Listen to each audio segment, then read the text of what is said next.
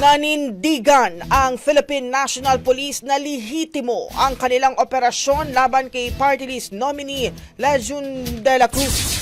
Ayon kay PNP spokesperson Brigadier General Jean Fajardo, maghahain lang sana sila ng warrants of arrest sa kasong pagpatay kay De La Cruz nang biglang tumakbo at bumunot ng baril.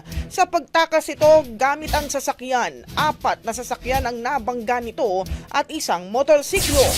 Isang pulis din umano ang nabalian ng pelvic bone na patuloy pang nagpapagaling.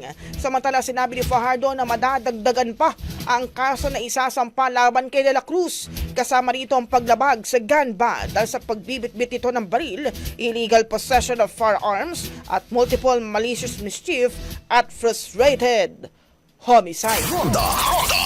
Brigada. Ang bahaging ito ay hatid sa atin ng Power Cells Herbal Capsule. Tuldukan ang sakit dahil ikaw ang sandigan.